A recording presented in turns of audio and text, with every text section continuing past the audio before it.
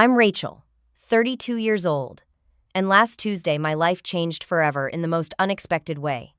My younger sister Brooke has always been the golden child, the successful bank manager everyone admires. Meanwhile, I've been struggling to make ends meet as a graphic designer. When I walked into her bank to ask for a small loan, just $100 to get through the week, she humiliated me in front of everyone. Called me a beggar.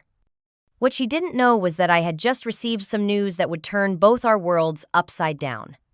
Before I continue my story, let me know where you're watching from in the comments below. Hit that like button and subscribe to hear how I made an entire bank freeze, and my own sister dropped to her knees begging for forgiveness. Growing up in Lexington, Massachusetts, our childhood home was comfortable but always filled with tension. My parents, both high school teachers, provided us with everything we needed, but the constant comparison between Brooke and me started early. From the moment my sister was born 4 years after me, it seemed like she was destined for greatness, while I was destined to live in her shadow. Our family album tells the story better than words could. There's me at my 8th grade art show, proudly holding up my painting that won first place, but my parents are looking at Brooke, age 9, who's showing off her math competition trophy. There's Brooke's high school graduation, where she was valedictorian with dozens of photos capturing every angle of her speech. My graduation 2 years earlier warranted just 3 pictures tucked in the back of the album. Why Can't You Be More Like Your Sister became the soundtrack of my adolescence. Brooke brought home straight, as without seeming to try. I struggled through every math and science class, pulling B's and C's despite studying twice as hard. What my parents failed to notice was how I thrived in art, literature, and creative thinking areas Brooke couldn't compete in, though no one seemed to care about that. After high school, our paths diverged predictably. Brooke went to Cornell on a partial scholarship, majoring in finance with a minor in economics. I attended a state college focusing on graphic design and visual arts. My parents complained about my impractical choice every chance they got. Artists starve Rachel, my father would lecture during holiday breaks. Brooke already has 3 internship offers from top financial institutions. By the time we finished college, Brooke had a job lined up at a prestigious financial firm in Boston with a starting salary that made my parents beam with pride. I moved into a tiny apartment in the same city, piecing together freelance graphic design jobs while working part-time at a coffee shop to pay the bills. The years that followed only widened the gap between us. Brooke climbed the corporate ladder with stunning speed. At 29, she became the youngest branch manager in the history of Commonwealth National Bank, one of Boston's oldest and most respected financial institutions. She bought a luxury condo in Beacon Hill, drove a Tesla, and took exotic vacations twice a year. Meanwhile, I built a modest freelance career, creating logos, websites, and marketing materials for small businesses. Some months were good, others left me scrambling to make rent. I lived in a 1-bedroom apartment in Allston, drove a 15-year-old Honda, and considered a weekend trip to Cape Cod a major vacation. Family gatherings became increasingly difficult to endure. Every Thanksgiving and Christmas followed the same script. Brooke would arrive last, making a grand entrance in designer clothes bearing expensive gifts. She'd dominate conversation with tales of her latest promotion, important clients, or luxury purchases. Rachel still doing those little drawings for websites, she'd ask, her voice dripping with condescension. My parents would chime in, "Brooke just closed a deal with that big tech company. What was it worth again, honey? 10 million. I'd sit quietly picking at my food, becoming increasingly invisible as the meal progressed. Last month, disaster struck.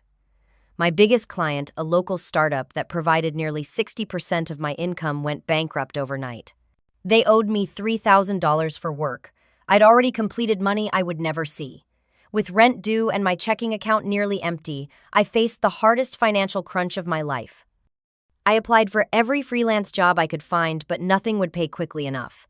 I sold some furniture and electronics, but still came up short. As a last resort, I considered asking my parents for help, but the thought of their inevitable lecture about financial responsibility and the comparison to Brooke was too much to bear. Then I had what seemed like a reasonable idea. Banks offer small personal loans all the time.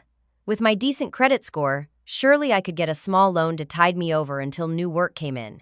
And Commonwealth National, where Brooke worked, was just a 15-minute walk from my apartment. I told myself this made practical sense. I wouldn't even need to mention to Brooke that I had applied for a loan. I could deal with another loan officer repay the money quickly and maintain my dignity. What I didn't count on was how badly I had misjudged both the situation and my sister. Tuesday morning dawned gray and drizzly, matching my mood perfectly. I dressed carefully in the most professional outfit I owned: black pants, a blue blouse, and a blazer I kept for client meetings. Looking in the mirror, I tried to project confidence I didn't feel. My reflection showed the strain of sleepless nights and financial worry. Commonwealth National Bank occupied a stately brick building in downtown Boston, all polished marble and gleaming wood inside. Walking through those imposing glass doors, I felt immediately out of place among the well-dressed staff and affluent customers. The security guard gave me a once-over before nodding me through his expression, suggesting I didn't quite belong. I approached an available teller, a young man with a friendly smile and a nameplate reading Marcus. His warmth put me slightly at ease. "Good morning, how can I help you today?" he asked. "Hi, I'd like to inquire about a small personal loan," I replied, keeping my voice steady. "Just $100 to get through the week until my next payment comes in." Marcus nodded professionally. "Of course, we do offer small personal loans. May I see your ID, please?" I handed over my driver's license, watching as he entered my information into his computer. "Rachel Keller," he said, looking at the screen. "Any relation to Brooke Keller, our branch manager?" My stomach dropped. I hadn't anticipated being identified so quickly. "She's my sister," I admitted reluctantly. "Oh, wonderful," Marcus brightened. "Let me just check our loan options for you. Actually, since you're family of our manager, let me see if she's available. She might be able to help you personally." "No, that's really not necessary," I started to protest, but Marcus had already picked up his phone. "Miss Keller, your sister Rachel is here inquiring about a personal loan. Would you like to assist her personally?" A pause. "Yes, of course. I'll let her know." Marcus hung up, beaming at me. "She'll be right out. You can wait over by her office." He pointed to a glass-walled office where my sister's name was displayed prominently on the door. I stood awkwardly near Brooke's office, wishing I could disappear. The minutes stretched uncomfortably until the sharp click of heels on marble announced her arrival. Brooke appeared immaculately dressed in a tailored charcoal suit, her dark hair pulled back in a sleek bun. Her expression was a mixture of surprise and something else: disappointment, annoyance. "Rachel," she said loudly, making no effort to keep our conversation private. "This is unexpected. Marcus says you're looking for a loan." "Yes," I said quietly. "Just a small one. I had a client go bankrupt and I'm short on rent this month." Brooke's perfectly shaped eyebrows arched. "Another client bankruptcy. That's the third one this year, isn't it?" It wasn't. There had been only one other over a year ago, but I didn't correct her. "I just need $100 to get through. Until next week," I explained, acutely aware that nearby customers and staff had started watching our exchange. Brooke laughed, the sound sharp and dismissive. $100? You came to a bank for $100. Her voice carried across the lobby, causing heads to turn. My face burned with embarrassment. I thought I began. "Do you have any idea how much paperwork a loan involves?" Brooke interrupted. "The processing costs alone would make a $100 loan ridiculous." I noticed two of her employees exchanging glances behind her. "Maybe I could open a credit card instead," I suggested, desperate to end this increasingly humiliating conversation. "With your credit history, after that disaster with your student loans," Brooke shook her head. "Rachel, you've been financially irresponsible your entire adult life. Your little art hobby doesn't pay the bills and you refuse to get a real job." Each word felt like a physical blow. My art hobby had supported me independently for years despite occasional struggles. The disaster with my student loans had been a 2-month delay in payments during a hospital stay 3 years ago, long since resolved. Customers were openly staring now. Marcus looked uncomfortable, suddenly very interested in his computer screen. "Look," I said quietly, "I'll go somewhere else. I'm sorry to have bothered you at work." I turned to leave, but Brooke wasn't finished. "You know what, everyone," she announced to the now silent bank lobby. "This is my older sister. She thinks banks are just handout centers for when her poor financial choices catch up with her." I froze, unable to believe she was doing this. "We don't serve beggars here," she continued, her voice cold and clear. "We serve responsible clients who understand the value of money and hard work." The silence in the bank was deafening. I stood there publicly flayed by my own sister, fighting back tears that threatened to spill over. The pitying looks from strangers were almost worse than Brooke's cruelty. Without another word, I walked out my back straight, despite the weight of humiliation pressing down on me. The 15-minute walk home stretched into an eternity, tears finally streaming down my face once I was safely away from the bank. Inside my apartment, I collapsed onto the couch, sobs racking my body. Brooke's words echoed in my head, merging with my parents' lifelong disappointment. Maybe they were right. Maybe I was a failure chasing an impractical dream, while my sister conquered the real world. For hours, I sat there cycling through hurt, anger, and despair. As evening fell, I hadn't moved, hadn't eaten, hadn't even changed out of my now rumpled professional outfit. The blinking light on my phone showed missed calls, probably bill collectors. I couldn't bear to look. What I didn't know then was that everything was about to change in ways I could never have imagined. As I sat in my darkened apartment that evening, emotionally drained and physically exhausted, my laptop chimed with an incoming email. I almost ignored it, what could possibly matter after the day I'd had, but habit made me glance at the notification on my screen. The subject line read, "Urgent estate of Margaret Eleanor Winters. Beneficiary notification." Margaret Winters was my maternal grandmother who had passed away 3 months earlier at the age of 88. We had never been particularly close. She lived in California and rarely traveled, but she had always sent me thoughtful birthday cards with small checks enclosed, usually $50 or $100. The last time I'd seen her was at my college graduation, where she had hugged me and whispered, "Your artwork is beautiful, Rachel. Don't let anyone tell you different." Curious, I opened the email. It was from a law firm in San Francisco, Goldstein, Myers and Associates, explaining that they were the executors of my grandmother's estate. After a long process of asset evaluation, and in accordance with her will, they were now ready to distribute her assets to the named beneficiaries. As the primary beneficiary named in your grandmother's will, the email read, "We need to arrange the transfer of assets to you as soon as possible. Please call our office at your earliest convenience to begin this process." Primary beneficiary? I was confused. Surely they had made a mistake. My parents or Brooke would be the primary beneficiaries, not me, the perpetual family disappointment. I continued reading, and the next paragraph made me gasp aloud. "The total value of your inheritance, including liquid assets, investment portfolios, real estate holdings, and business interests, is approximately $3.5 billion, $3,500,000,000,000.00, subject to final valuation and tax considerations." I stared at the number, certain I was hallucinating. $3.5 billion. That couldn't possibly be right. My grandmother had lived modestly in a small house in Palo Alto. She had been a mathematics professor before retiring.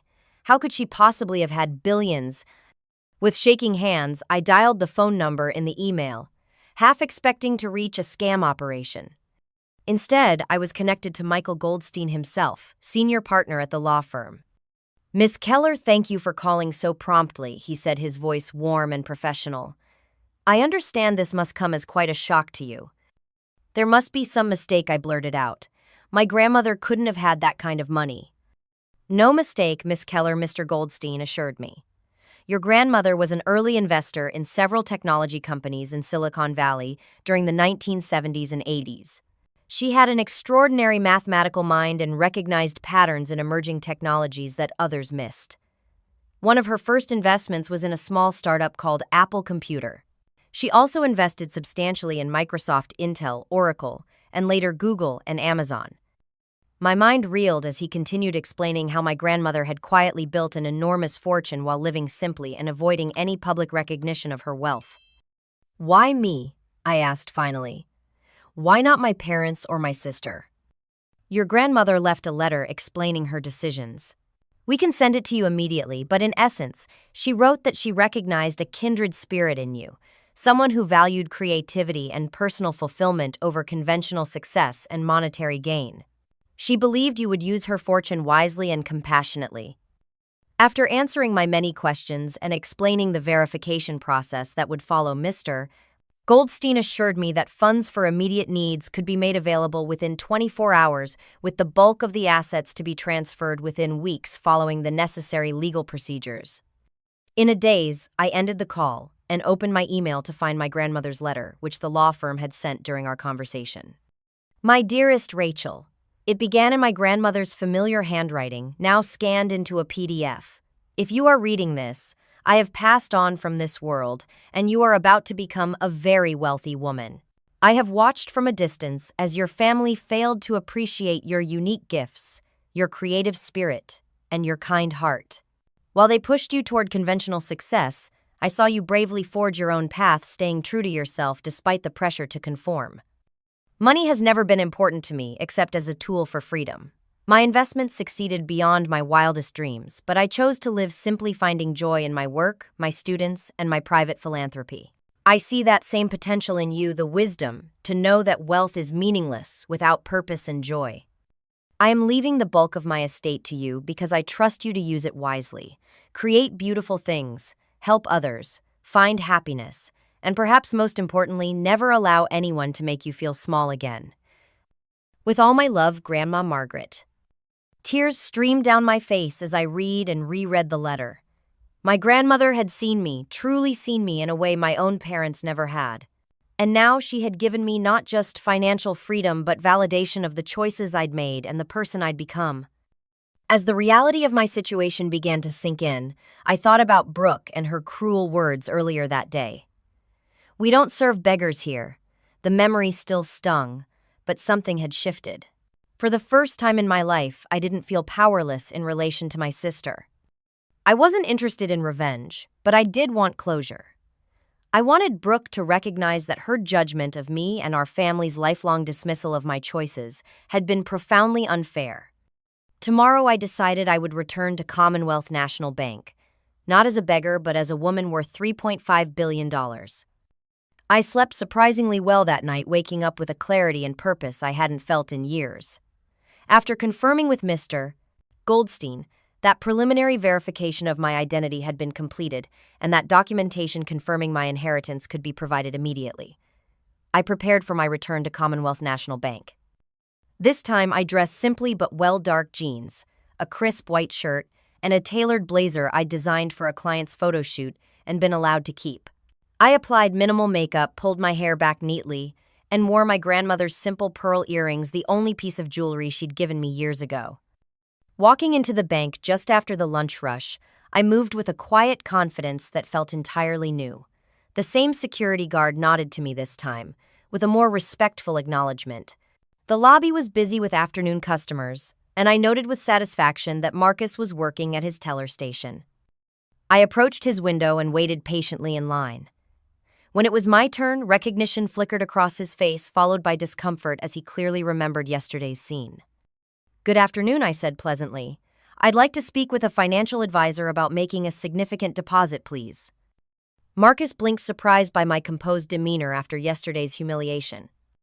"Of course, Miss Keller. Let me see who's available." He picked up his phone, speaking quietly before turning back to me. "Alexandra Martinez, one of our senior financial advisors, can meet with you now. Would you like me to show you to her office?" "That would be wonderful, thank you." As Marcus led me toward a different glass-walled office, I noticed a few employees glancing my way, whispering to each other. Word of yesterday's scene had clearly made the rounds.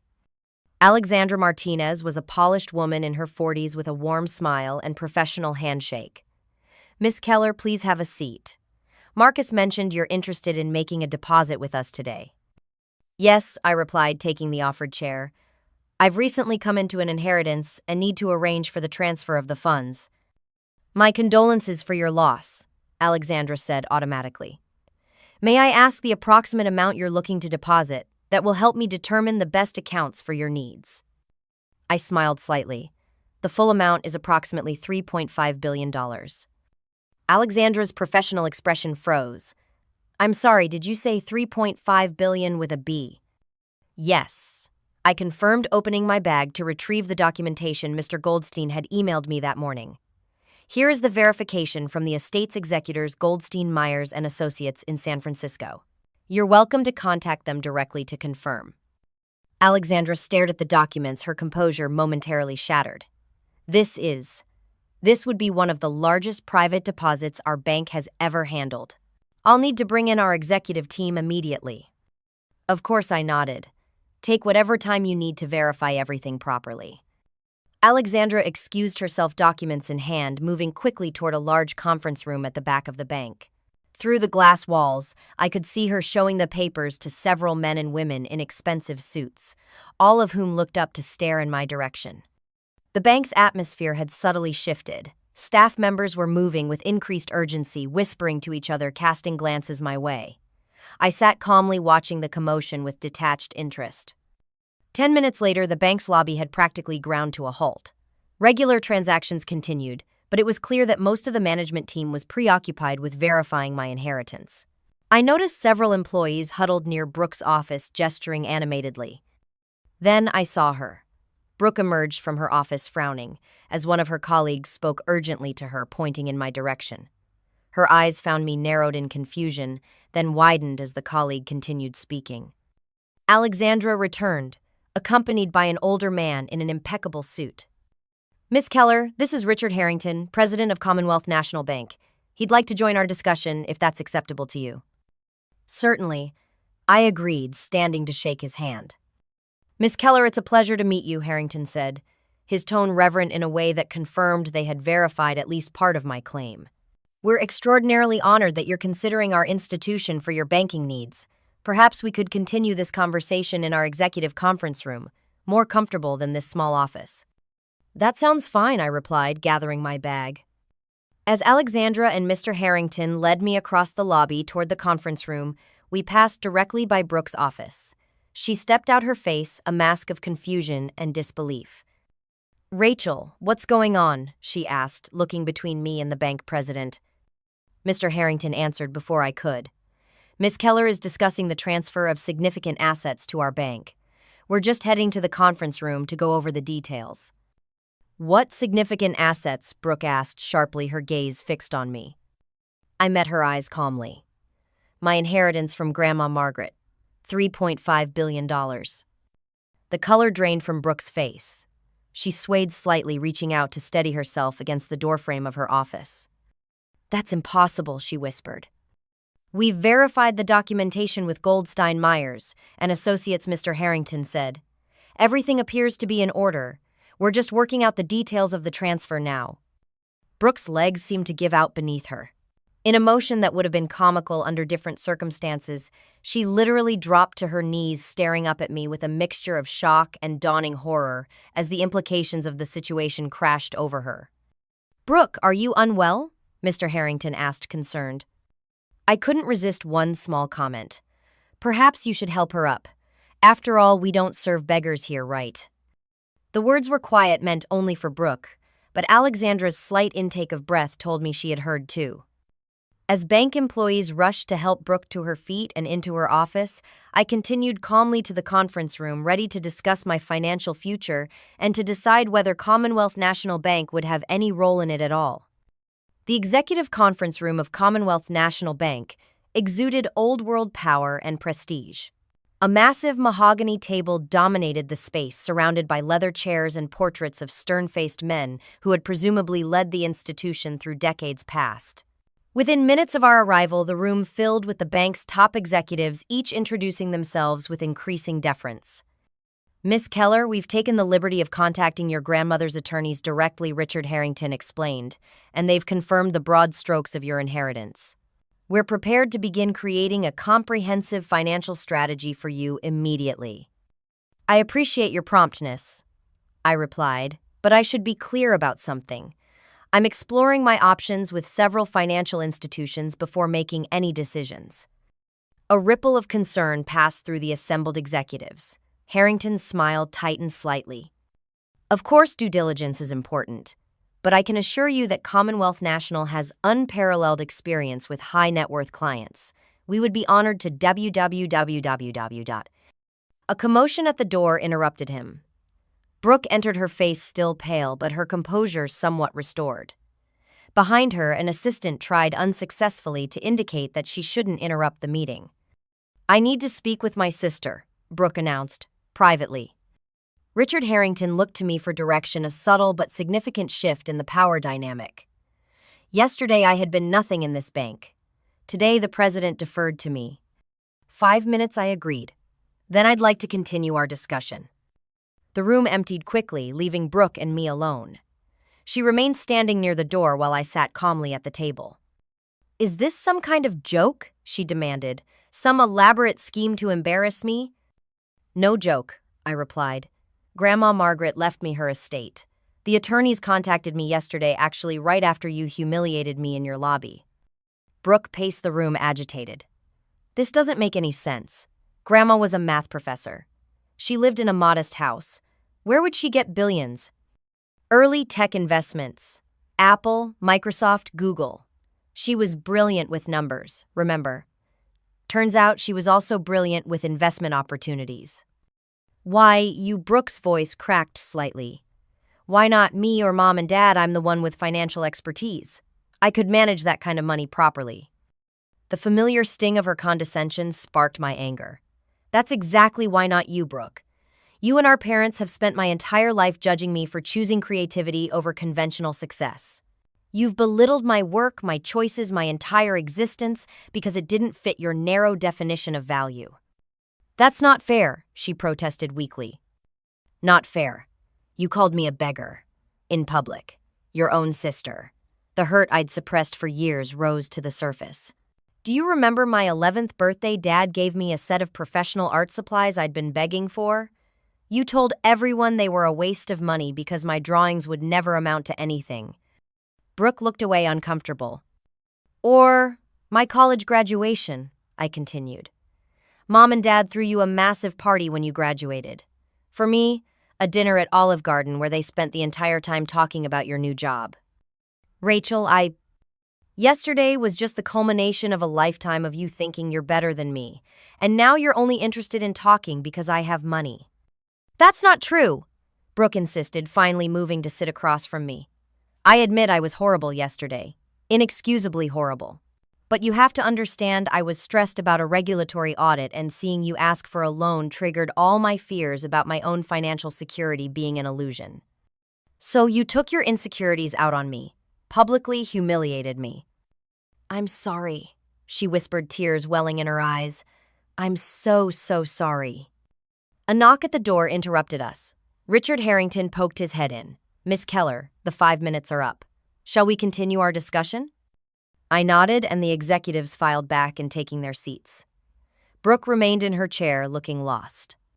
After careful consideration, I announced I've decided not to deposit my inheritance with Commonwealth National Bank. The executives exchanged alarmed glances. "May I ask why?" Harrington inquired carefully. "If there's anything we can do to address your concerns." "My decision is final," I stated firmly. "I'll be working with First Boston Financial instead." "This is about yesterday, isn't it?" Brooke blurted out. "Rachel, please don't make a financial decision based on my behavior." "I was wrong, terribly wrong." The executives looked confused, and I could see Harrington making the connection between Brooke's distress and my decision. "Miss Keller," Brooke Harrington said, his tone measured, but tense, "is there something I should know about your previous interaction with your sister?" Before Brooke could respond, I stood up. "Thank you for your time, Mr. Harrington. I'll have my attorneys contact you regarding closing my existing accounts." "Rachel, please," Brooke begged, rising as well. "Don't do this. I made a mistake. A terrible mistake. I'll do anything to make it right." Looking at my sister, really looking at her, I saw something I'd never seen before: fear. Not just fear of professional consequences, but fear of losing me completely. "Anything?" I asked quietly. "Yes," she nodded desperately. "Anything." "Then listen to me. Really listen for once in your life. I don't want your apologies or your excuses. I want you to understand that your success doesn't make you better than anyone else. That financial wealth isn't the only kind of wealth that matters." Brooke nodded, tears streaming down her face now. Miss Keller, Harrington interjected, his professional demeanor cracking slightly. "Whatever transpired between you and your sister, I assure you it doesn't reflect the values of Commonwealth National Bank." "Doesn't it, though?" I turned to him. Your bank manager publicly humiliated someone for needing $100. Is that the face you want for your institution? Harrington's expression hardened as he looked at Brooke. We'll need to discuss this incident in detail, Miss Keller. I gathered my things and headed for the door, pausing beside my sister. I'll be at Cafe Lucia tomorrow at 10 if you want to talk, as sisters, not as banker and beggar. With that, I walked out of the conference room through the now silent lobby where employees and customers alike watched in fascination and into the bright afternoon sunshine. For the first time in my life, I left a family confrontation feeling not diminished but empowered. The next morning, I woke up in the same one-bedroom apartment I'd lived in for years, but everything felt different. Mr. Goldstein had arranged for an initial transfer of $500,000 to a temporary account with the full inheritance process to be completed over the coming weeks. Sitting at my small kitchen table with a cup of coffee, I made a list of immediate priorities. 1. Assemble a team of ethical financial advisors and attorneys. 2. Take care of pressing personal needs without going overboard. 3. Develop a thoughtful long-term plan for the money. 4. Figure out who I wanted to be now that financial struggle was no longer part of my identity.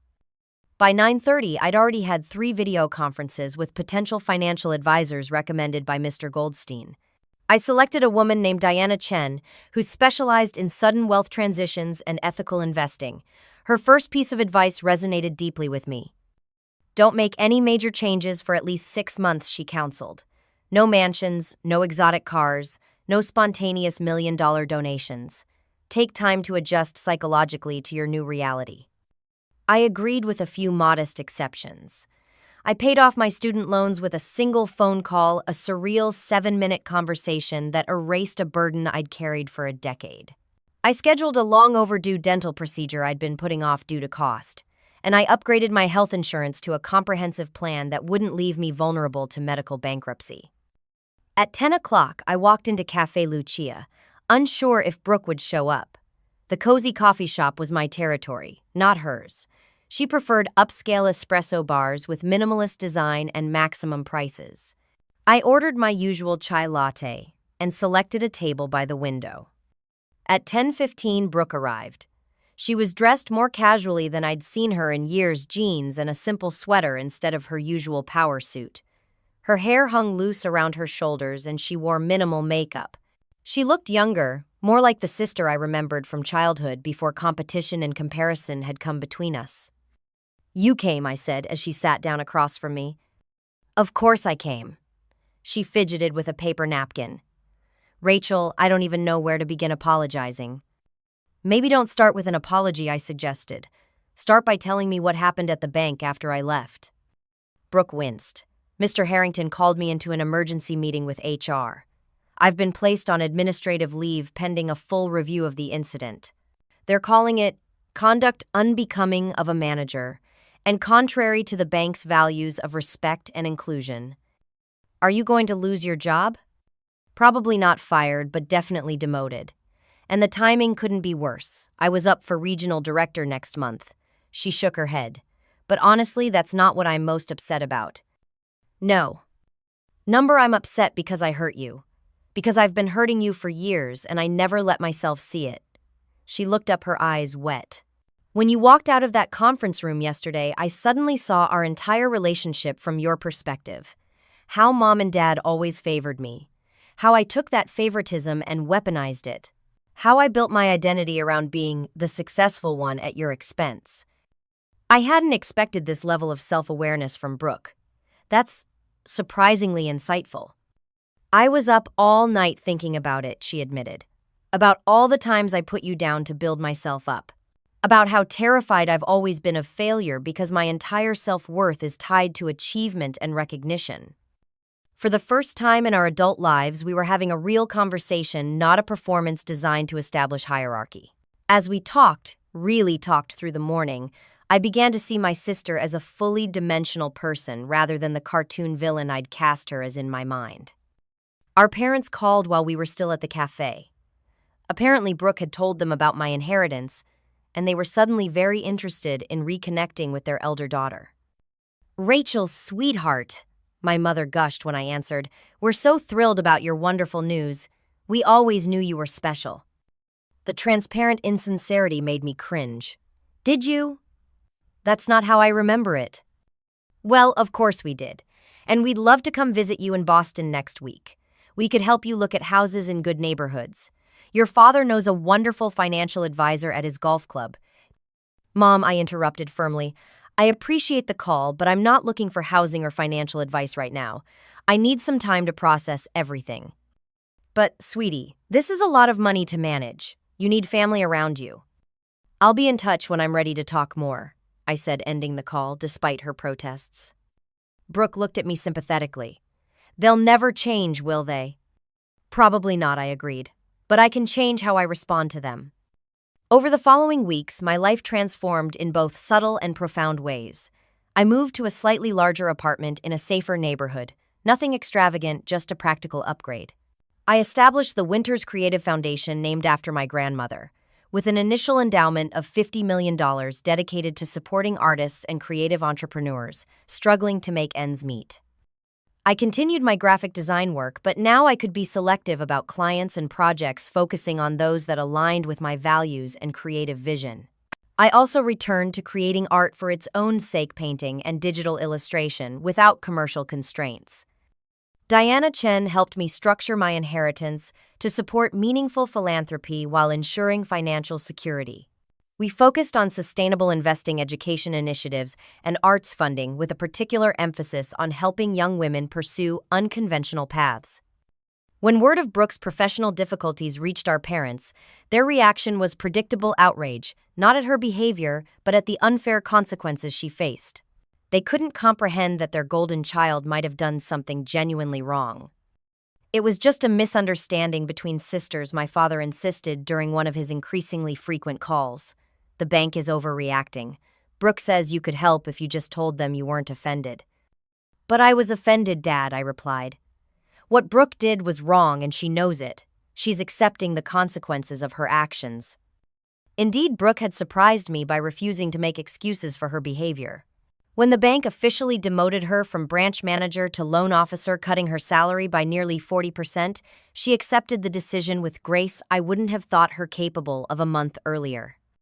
I learned from a mutual acquaintance that she had given an unflinching statement to the review board I abused my position to humiliate someone seeking assistance. That behavior reflects poorly on this institution and on me personally. I accept whatever disciplinary action you deem appropriate. 3 months after my inheritance, I received the final paperwork confirming the transfer of all assets. The exact amount after taxes and fees was $3.42 billion, a sum so vast I still couldn't fully comprehend it. That evening, I sat alone in my new apartment, surrounded by half-unpacked boxes and the beginnings of a new painting. My phone buzzed with a text from Brooke. Congratulations on finalizing everything. I'm proud of how you're handling it all. Dinner next week? Looking at her message, I realized that something unexpected had emerged from this chaotic transformation, the possibility of a real relationship with my sister, built on mutual respect rather than competition. I texted back, thanks, and yes, to dinner. Your turn to pick the place. Money, I was learning, couldn't buy happiness. But it could buy freedom. Freedom from struggle, freedom from others' expectations, and perhaps most importantly, freedom to decide what truly mattered in life. 6 months after that fateful day at Commonwealth National Bank, my life had found a new rhythm. My apartment was fully furnished, now decorated with a mix of comfortable furniture and original artwork from artists, supported by my foundation. I'd established a daily routine that balanced work, creativity, and the ongoing management of my inheritance. Therapy had become an essential part of my week, a space to process the psychological impact of sudden wealth and to heal from a lifetime of feeling less than in my family. Dr. Abigail Winters, no relation to my grandmother, though I liked the coincidence, helped me navigate the complex emotions that continued to surface. Wealth amplifies who you already are, she told me during one session. It doesn't fundamentally change your character, it reveals it. The fact that you haven't gone on wild spending sprees or developed a superiority complex speaks volumes about who you've always been. Those words stayed with me as I worked to build a life that reflected my values rather than anyone else's expectations. The Winters Creative Foundation had already distributed its first round of grants, providing 30 struggling artists with living stipends and creative resources. Reading their applications had brought me to tears many times, so many talented people on the verge of giving up their creative pursuits due to financial pressure, just as I had nearly done. My relationship with Brooke had evolved in ways I never could have predicted. After her demotion, she'd gone through her own period of soul-searching, eventually deciding to leave banking altogether. She'd enrolled in a counseling psychology program, hoping to eventually work with people suffering from financial anxiety and shame. I spent my whole career judging people based on their bank balances, she explained over one of our now regular sister dinners. I want to spend the rest of it helping people understand that their worth isn't determined by their net worth. On a crisp autumn morning, I was sitting in my favorite coffee shop sketching ideas for a new series of digital illustrations when a familiar voice interrupted my concentration. "Is this seat taken?"